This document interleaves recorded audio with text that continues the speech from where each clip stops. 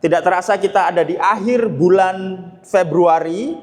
Hari ini mari kita siapkan hati kita untuk membenarkan firman Tuhan Yesus Kristus yang menjadi pedoman dan penolong dalam perjalanan iman kita. Kita akan baca dalam Mazmur 8 ayat 1 sampai 10. Mazmur 8 ayat 1 sampai 10 saya akan membacakan untuk kita semua. Untuk pemimpin biduan menurut lagu gitit. Nah, gitit ini adalah bisa sebagai alat musik, saudara, atau bisa sebagai genre musik gitu, kayak jazz gitu, tapi musik dari God, saudara.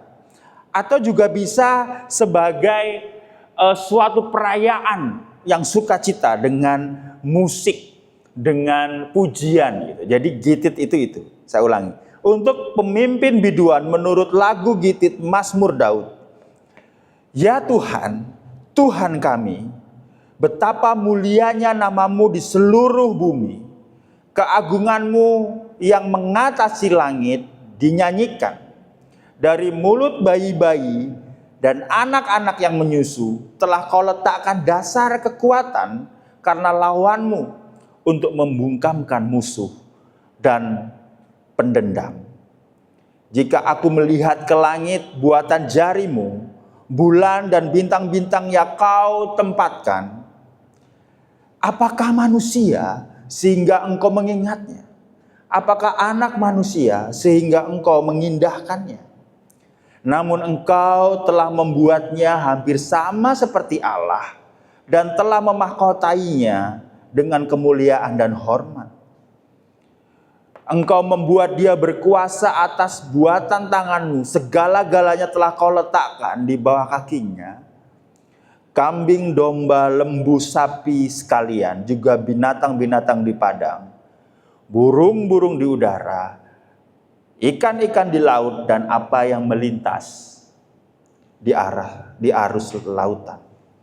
Ya Tuhan, Tuhan kami, betapa mulianya namamu di seluruh bumi. Puji nama Tuhan. Saudara, kita telah membaca Mazmur 8 ayat 1 sampai 10. Yaitu Mazmur yang tidak hanya sebagai suatu doa dan pengagungan, tapi Daud ingin mengembalikan dirinya kepada posisi bagaimana manusia sebenarnya itu. Saudara, suatu saat saudara, saya bertemu dengan beberapa orang lalu semacam reuni begitu.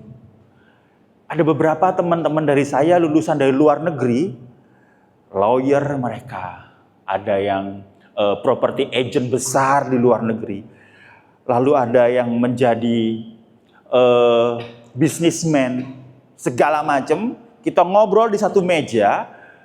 Suatu saat saudara, tibalah giliran ditanya, bro, sekarang ngapain kerjanya? Tiba-tiba dalam diri saya ada sebuah rasa malu saudara, rasa minder, menjadi kecil hati saya pada saat saya ditanya kerja kamu apa. Tiba-tiba saya minder saudara. Dalam hati saya nggak mau jawab saya pendeta, saya lagi sekolah Alkitab. Tapi pada saat itu juga di saat bersamaan, dalam keminderan saya, tiba-tiba ada suara halus dalam hati saya berkata begini, bahwa aku memilih kamu dari miliaran orang untuk hidupmu. Aku khususkan buat aku semata. Pada saat itu saudara, saya tertegun, lalu saya bilang, oh, saya pendeta. Saudara, seringkali Anda dan saya mungkin merasakan hal yang sama, saudara. Kita merasa tidak berarti. Oh, saya berharga kalau saya melakukan ini. Saya berharga kalau saya melakukan sesuatu yang dipandang orang. Merasa ingin membuktikan diri kalau saya bisa, saya mampu. Atau mungkin kita berkata, kok kayaknya aku ini kayak kalau dalam sebuah film, aku ini kok kayaknya pemain figuran aja ya. Cadangan. Dalam kehidupan ini saya tidak menonjol sama sekali. Merasa gak layak, gak pantas, dan merasa gagal, saudara. Lebih parahnya lagi, mungkin ada perkataan atau anggapan dari orang lain atau diri Anda sendiri dan berkata, mengapa aku tidak seperti orang lain? Mengapa saya tidak seperti si A? Mengapa saya tidak seperti ini? Kok aku nggak kayak dia ya? Saudara, perasaan tidak berarti seringkali mengganggu kita. Kok saya nggak bisa seperti dia ya? Satu saat saya mendengar ada orang tua berkata, makanya kamu harus seperti anaknya dia. Dan perasaan itu mungkin menyakitkan. Perasaan itu mungkin membuat kita semua, baik tua, baik muda, merasa gagal, saudara. Tetapi yang ingin saya sampaikan ini, saudara. Dalam Mazmur 8, Daud itu tidak hanya menulis sebuah penyembahan, sebuah nyanyian yang diberikan kepada Tuhan. Dia tidak saja menulis ada kegaguman kepada Allah, tetapi di satu sisi ada rasa betapa manusia, termasuk dirinya, tidak berharga dan merasa kecil, merasa nggak layak. Makanya di Selat 4 berkata begini, aku melihat langitmu, buatan jarimu, bulan dan bintang-bintang yang kau tempatkan. Mungkin kalau sekarang kita nggak bisa, saudara, membayangkan langit oleh jari-jari Tuhan. Kita nggak bisa mungkin hari-hari ini karena di Surabaya itu banyak polusi, saudara. Jadi Surabaya, Jakarta, saudara, banyak polusi. Jadi kalau malam kita nggak bisa melihat langit, nggak bisa melihat bintang. Saya pernah di pedalaman Kalimantan, jam 6, jam 7 itu kita bisa melihat bintang full, saudara. Kenapa? Karena nggak ada polusi, saudara. Kita bisa melihat ada bintang yang jalan seperti itu, saudara. Karena apa? Karena tidak ada polusi, saudara. Atau mungkin kalau kita lagi di luar kota, atau lagi mau terbang ke luar kota, mungkin kita bisa melihat dari pesawat betapa luasnya, betapa agungnya ciptaan Allah itu. Tentu saja kalau itu buat saya, itu sesuatu yang mengerikan, saudara, karena saya takut naik pesawat, saudara. Saya itu kalau naik pesawat itu tidak suka di dekat jendela, tidak suka di dekat gan, saudara. Saya suka di tengah, saudara. Kenapa? Merasa dilindungi, saudara. Ada yang melindungi saya. Karena saya nggak suka naik pesawat, saudara. Pada saat kita naik pesawat, kita bisa melihat ada gunung, ada laut luar biasa lainnya, saudara. Yang mana memberitahukan kepada kita bahwa Tuhan itu mulia, Tuhan itu agung, tetapi saya dan saudara kecil. Bahkan Daud yang adalah raja saja merasa kecil. Apalagi kita, bangsa negara Wakanda ini, saudara. Kita merasa kecil, saudara. Bahkan di ayat 5 dikatakan, apakah manusia? Apakah anak manusia? Saudara, kata manusia di sini adalah memakai enos, saudara. Yang mana lemah, fana, dan bisa mati. Apakah anak manusia? Yang merefer kepada anak dari debu tanah.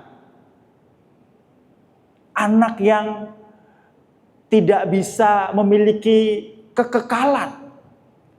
Anak manusia atau kita sebagai manusia yang sangat lemah, saudara. Suatu hari, saudara, saya sedang berjalan di keramaian, saudara, di kampus, saudara. Waktu saya hai seperti itu, saudara, tiba-tiba di kampus itu ada sepeda yang diparkir, saudara. Sepeda gayung. Tiba-tiba tulang kering saya ini kena pedal sepeda, saudara. Duak gitu, saudara. Wah, saya sok cool, saudara. Wah. Lalu saudara, saya masuk ke kamar mandi saudara. Pengen teriak saudara. Itu rasa sakitnya dari ubun-ubun sampai ujung kaki saudara. Kenapa saya bilang? Kita lemah saudara. Siapa di sini yang jari kelingking kakinya pernah ketatap? Wah, ini bahasa Jerman. Ketatap kaki meja saudara. Jangan miso ya saudara, nggak boleh saudara. Itu benar-benar, waduh, padahal yang kesentuhan cuma jari kelingking. Betapa lemahnya manusia saudara. Betapa lemahnya kita. Sekali lagi menunjukkan bahwa Tuhan adalah Tuhan yang agung dan mulia. Dan kita adalah makhluk kecil yang tak berdaya. Saudara, pada saat kita membandingkan diri kita dengan apa yang dikatakan Daud, ternyata selama ini apa yang saya sangkakan dan yang mungkin saudara sangkakan terhadap diri saya, terhadap diri Anda itu benar. Bahwa manusia tidak berharga, kita ini kecil, debu tanah, nggak pantas, nggak gagal. Wong Daud yang dipuji-puji sama Allah di Alkitab aja mengamin-aminkan ini, saudara. Teman-teman saya sukses, anak-anak teman saya berhasil, keluarga mereka bahagia, tetapi aku tidak. Jangan-jangan memang benar kata Daud. Saya ini dan keluarga saya bukan orang-orang yang dikasihi Tuhan. Atau mungkin ada beberapa di antara kita tidak merasa kecil, tidak merasa lemah, kita merasa baik-baik saja. Tetapi melalui firman ini saya ingin katakan bahwa itu kenyataannya. Manusia itu kecil, manusia itu lemah, saudara. Sehingga muncul pertanyaan, bagi kita yang mengalami capek rohani, kita mengalami kelemahan fisik, kita bertanya, apakah Tuhan jahat menjadikan aku seperti ini, hidupku seperti ini? Dipermalukan, merasa malu, merasa dikecewakan. Atau sebenarnya sayanya yang gak mampu aja. Sayanya kurang cermat. Sayanya tidak mampu bertahan. Saya memiliki seorang teman saudara yang merantau ke Jakarta. Selama bertahun-tahun dia nggak mau pulang ke kampungnya. Karena dia bilang begini, bro aku nggak mau pulang. Loh kenapa? Pulang aja, Natalan bareng mereka. Aku nggak mau pulang karena pasti jadi cemooh. Karena belum berhasil dalam hidupku di perantauan. Tidak saja keluargaku yang mencemooh aku, tapi tetangga-tetanggaku mencemooh aku. Kenapa? Karena saya belum berhasil. Karena saya tidak mampu. Mungkin itu pertanyaan kita, saudara. Sampai seberapa besar? Sampai seberapa jauh? Saudara, belum mulut kita tertutup untuk bertanya mengenai hal itu. Daud memberikan jawaban untuk kita. Jawaban Daud bukan datang dari bagaimana supaya kita ini menjadi orang yang lebih unggul, lebih berhasil, lebih bisa dipandang orang. Daud tidak memberikan kiat-kiat motivasi. Percayalah kepada dirimu. Katakan kepada dirimu, kamu bisa, kamu bisa, kamu bisa. Enggak, saudara. Melainkan Daud menjawabnya dan dia katakan terletak kepada ini, saudara. Kepada inisiatif Allah sendiri. Allah berinisiatif untuk mengingatkan siapa kita di dalam Allah itu sendiri. Dikatakan di ayat 5 yang tadi kita baca adalah gini, bahwa Allah sendiri mengingat dan mengindahkan. Apakah manusia itu Sehingga Allah mengingatkan, apakah anak manusia itu sehingga Allah mengindahkannya? Manusia yang penuh dengan debu, lemah, Tuhan indahkan, Tuhan ingat, dan ini adalah peran aktif Allah dalam kehidupan kita, saudara. Sehingga pada saat kita lemah, kita down, ayat ini harusnya berbicara kepada kita bahwa Tuhan mengingatnya dan Tuhan mengindahkan Anda. Bahkan Allah berkata bahwa Dia membuat kita hampir sama dengan Allah. Ini merujuk kepada penciptaan, saudara. Bagaimana dikatakan imago Dei, artinya apa? Diciptakan segambar dan serupa dengan Allah. Bahkan Allah berkata bahwa Allah memahkotai manusia dengan kemuliaan dan hormat. Di ayat 7, di ayat 9 dikatakan bahwa karena manusia segambar dan serupa dengan Allah, memiliki kehormatan dan kemuliaan, maka Tuhan mempercayakan untuk kita berkuasa atas binatang-binatang, atas tumbuhan-tumbuhan, atas semua yang ada di bumi, saudara. Kejadian 1 ayat 28. Tadi kita berpikir bahwa Allah itu luar biasa dan kita kecil. Sekarang ingin saya katakan begini, bahwa Anda sebenarnya berharga di mata Tuhan. Bahwa Anda sebenarnya berharga di mata Tuhan. Bahkan di ayat 3 dikatakan bahwa melalui mulut bayi-bayi diletakkan kekuatannya. Bahkan Allah bisa memakai manusia mungkin yang paling lemah keadaannya. Bahwa Allah sanggup memakai yang paling lemah untuk membungkam musuh. Allah bisa memakai kita yang merasa lemah untuk dipakai menjadi alatnya. Sehingga begini, harga diri manusia dalam teks ini, dalam Mazmur 8 ini bukan dicapai, tetapi harga diri kita, nilai diri kita itu diterima, saudara.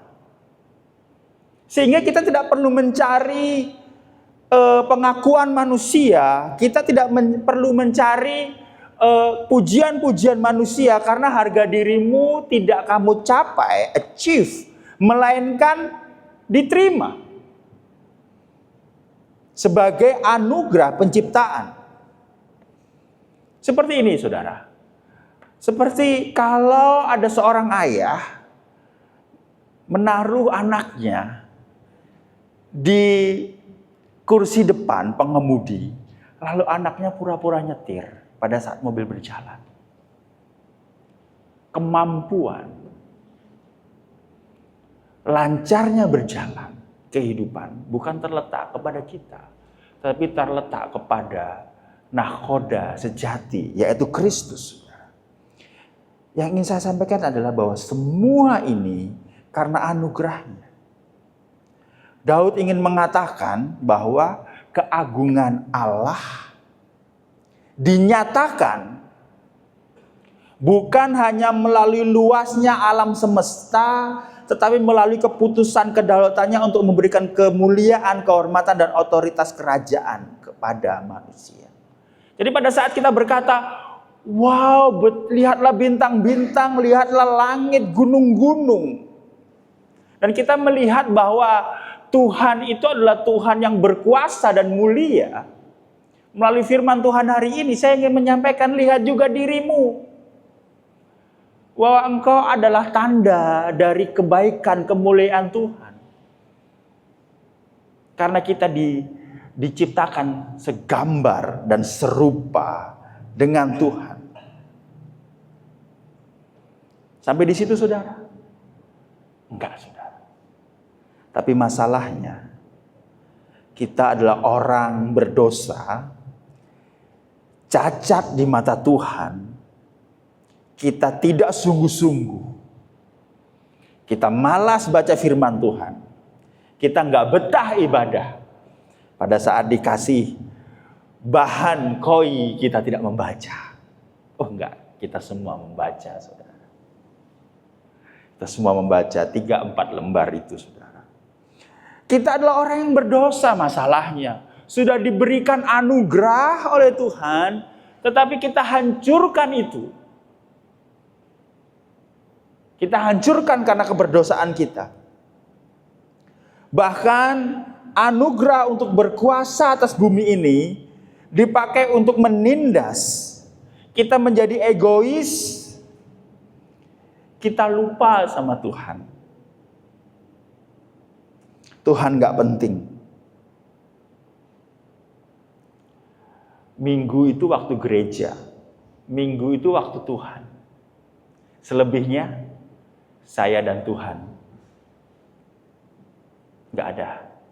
Selebihnya hidup saya ya saya. Kalau saya closing, kalau saya mendapatkan bonus, ya itu karena saya. Ya itu karena saya. Saya mendapatkan tender, saya mendapatkan kenaikan gaji, ya karena saya. Gak ada hubungannya sama Tuhan. Apa yang diberikan Tuhan,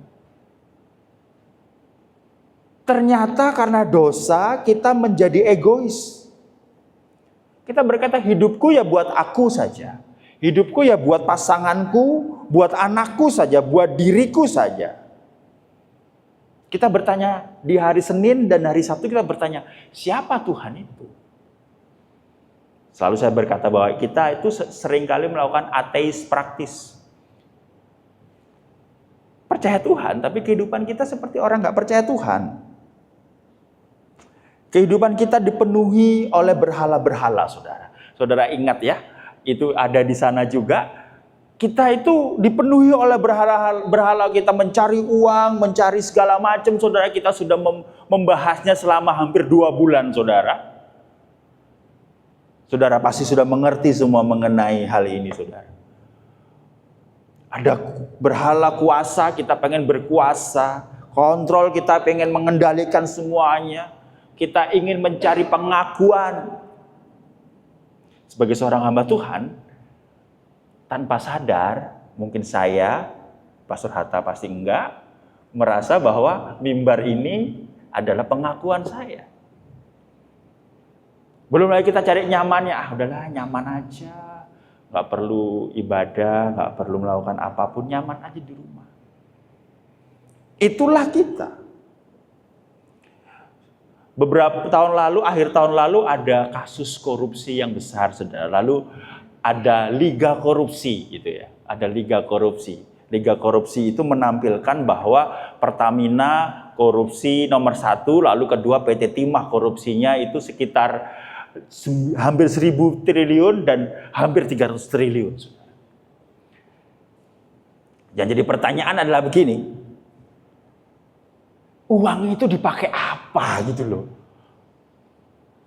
Uang itu dipakai apa? Inilah keegoisan manusia. Inilah yang dinamakan kerakusan manusia. Karena apa? Karena dosa, saudara. Kemampuan kita dipakai untuk hal-hal yang tidak berkenan oleh Tuhan. Bahasa saya begini, kalau ada hal yang lebih indah dari Tuhan, maka saya dan saudara meninggalkan Tuhan dan gerejanya. Kalau ada hal yang lebih penting, kalau ada hal yang lebih indah, lebih berguna daripada Tuhan dan gerejanya, maka saya akan meninggalkan itu. Itulah kita. Tuhan yang mulia memberi anugerah kepada kita, tetapi kita berdosa, kita jauh dari Tuhan. Apa yang harus kita lakukan, saudara? Sebuah pertanyaan yang mungkin saya lontarkan untuk Anda dan untuk kita semua. Bagaimana firman Tuhan menjadi nyata bagi kita hari ini yang sudah rusak oleh dosa? Bagaimana firman Tuhan hari ini itu menjadi nyambung, menjadi nyata bagi kita yang sudah rusak oleh dosa? Allah memberi kasih-Nya, tetapi kita terus kesulitan lepas dari dosa. Nah, lalu bagaimana?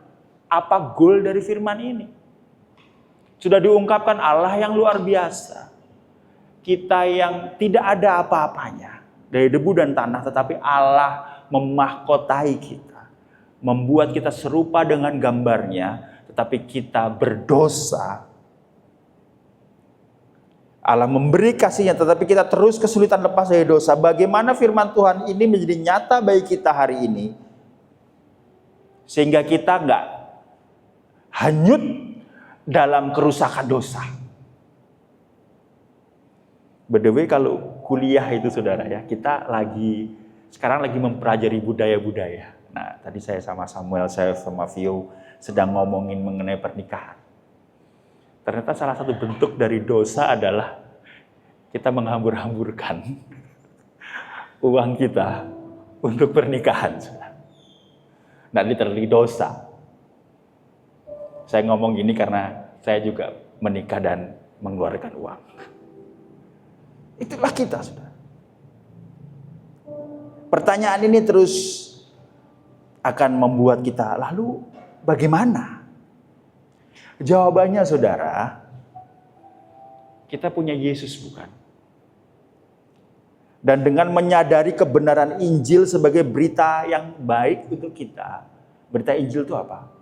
Kita yang berdosa, Tuhan ampuni melalui Dia turun ke dunia untuk kita, mati untuk kita, menebus kita, sehingga kita yang harusnya dihukum tidak dihukum, tapi Kristus yang dihukum, padahal kita nggak layak, sehingga kita memperoleh hidup yang kekal. Jawabannya adalah kita punya Yesus. Dan dengan menyadari kebenaran Injil sebagai berita baik untuk kita, kita harusnya paham. Dan kita bisa mengerti apa yang dikatakan Daud. Apakah manusia sehingga engkau mengingatnya? Apakah anak manusia sehingga engkau mengindahkannya? Mengingat dan mengindahkannya itu sudah hancur, saudara, karena dosa kita.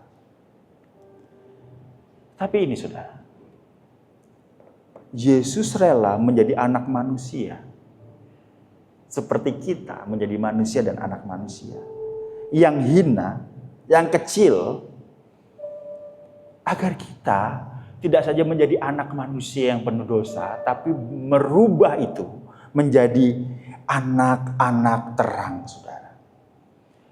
Kristus memulihkan gambar diri kita, imago Dei itu, menjadi anak-anak yang memakai mahkota kemuliaan. Allah mengingat Anda walau dunia melupakan Anda. Allah mengingat Anda walau dunia melupakan Anda. Seringkali, saudara, kita di tengah-tengah keluarga kita di tengah-tengah segala aktivitas keramaian Surabaya ini, saudara, kita terasa sendiri. Siapa yang bisa ngerti saya ya? Mau cerita ke orang tua atau cerita ke keluarga kok malah bebani. Dunia bisa melupakan Anda, tapi Kristus tetap mengingat Anda. Allah mengindahkan engkau, Allah memperhatikan engkau, karena Kristus memulihkan gambarmu itu, saudara.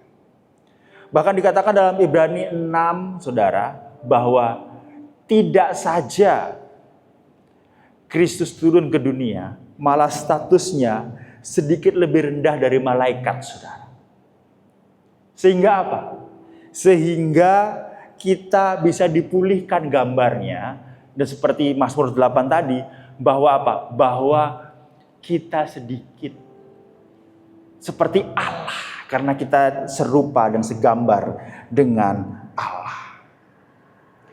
Bahkan yang lebih luar biasanya seperti ini, saudara. Yesus menukar dan memakai mahkota duri. Yesus menukar dan memakai mahkota duri, agar kita dapat memakai mahkota kemuliaan kita yang hilang akibat dosa itu. Dan diangkat sebagai anak-anak Allah. Kita dahulu memiliki mahkota dari debu itu, saudara. Mahkota kita adalah mahkota duri.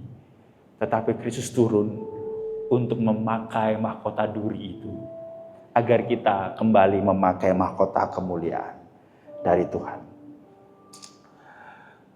Saudara, suatu saat ada seorang mahasiswa dari sebuah STT, saudara, ketahuan hamil, saudara. Wah, itu kalau di STT hamil itu tanpa ampun, saudara. Yang menghamili adalah rekan kuliahnya, saudara. Itu tidak ada SP1, SP2, SP3. Itu pulang langsung, saudara. Amoral, saudara. Dikeluarkan dari kuliah karena tindakan asusila dengan pacarnya. Keduanya dikeluarkan. Yang mungkin tidak dimengerti oleh kita adalah kehidupannya hancur lebur. Mereka tahu mereka salah. Mereka tahu bahwa mereka itu nggak bisa, saudara. Mereka tahu bahwa mereka itu mau jadi hamba Tuhan, tetapi mereka hancur panggilannya. Mereka merasa sudah dikeluarkan, sudah tidak layak lagi. Bahkan dia merasa bahwa Tuhan tidak lagi melayakkan dia, panggilannya dicabut dari dia. Akhirnya mereka pulang, menikah, saudara, di daerah Sumatera sana. Wah, cibirannya, saudara, hinaannya, saudara. Dikatakan hamba Tuhan gagal. Belum hamba Tuhan deh, masih kuliah. Belum lagi dikatakan hamba Tuhan mesum, melekat pada diri mereka, saudara. Dua orang ini, saudara. Tapi ini yang puji Tuhan, saudara. Mereka cuma bilang kepada Tuhan, Tuhan, aku salah. Kalau ini ada disiplin dari Engkau, aku terima. Aku mau bertobat dan merasakan kasih Kristus lagi. Saudara, ingat tadi bahwa harga diri kita bukan dicapai tapi diberikan. Saudara, pada saat ada pertobatan, Tuhan melawat kita dan Tuhan bekerja dalam kehidupan kita, saudara. Gak lama mereka akhirnya dapat kepercayaan menjadi penjaga gereja di daerah Kalimantan, saudara. Menjadi penjaga gereja di daerah Kalimantan. Mereka setia melayani di sana tanpa mengeluh, membesarkan anak mereka. Lama-lama mereka dipercaya menjadi pelayan, dipercaya menjadi pemimpin di sana, dan dipercaya untuk merintis gereja di sana. Saudara, kadang-kala kita berkata, ada satu momen dalam kehidupan saya, ini adalah akhir dari semuanya. Tapi enggak, saudara. Jangan hakimi Tuhan dari satu momen kejadian atau dua momen kejadian hidupmu. Tuhan terus berkarya dalam kehidupan kita. Ada sebuah undangan untuk kita melangkah ke depan untuk kita menggandeng tangan Kristus. Ada sebuah undangan untuk kita melangkah ke depan sambil menggandeng tangan Kristus. Saya mau encourage kita semua. Soal ayah-ayah, pandang Yesus saat engkau merasa rendah dan tidak mampu. Ibu-ibu, pandang Yesus saat engkau merasa lelah dan mau menyerah. Anak-anak muda di tempat ini, pandang Yesus dalam menjalani masa depan. Mungkin masa depan masih buram, tapi pandang Yesus. Kalau ada pertanyaan, apakah manusia sehingga engkau mengingatnya? Apakah manusia sehingga engkau mengingatnya? Jawabannya adalah di atas kayu salib, saudara. Yesus adalah jawaban dari krisis identitas dan kepercayaan diri, saudara. Hari ini, saudara bisa melupakan semua khotbah saya, tapi saudara harus ingat ini. Identitas dan harga diri kita yang sejati hanya ditemukan saat kita berhenti memandang diri sendiri dan mulai memandang kemuliaan Kristus. Sang anak sejati yang telah merendahkan dirinya demi memulihkan mahkota kemuliaan kita. Sekali lagi, Identitas dan harga diri kita yang sejati hanya ditemukan saat kita berhenti memandang diri sendiri dan mulai memandang kemuliaan Kristus, Sang Anak sejati yang telah merendahkan dirinya demi memulihkan mahkota kemuliaan kita. Saudara, ada 2 pertanyaan untuk kita pada hari ini. Dan saya ajak untuk kita merenungkan sambil saya membaca pertanyaan ini. Jika Sang Pencipta, bintang-bintang saja memilih untuk mengingat dan mengindahkan Anda secara pribadi, mengapa Anda harus membiarkan dunia atau kegagalan masa lalu menentukan harga diri Anda? Mari kita renungkan ini, saudara. Mari kita renungkan. Maukah Anda berhenti berjuang sendirian untuk mencari pengakuan dan mulai beristirahat dalam identitas baru yang telah diberikan oleh Kristus, Sang Anak manusia sejati bagi Anda? Mari kita renungkan ini, saudara. Saat kita menyadari kehinaan kita dipulihkan oleh Kristus, maka harusnya dalam hidup kita dapat berkata seperti Mazmur 8 ayat 2 dan Mazmur 8 ayat 10 dengan berkata begini. Ya Tuhan, Tuhan kami, betapa mulianya nama-Mu di seluruh bumi.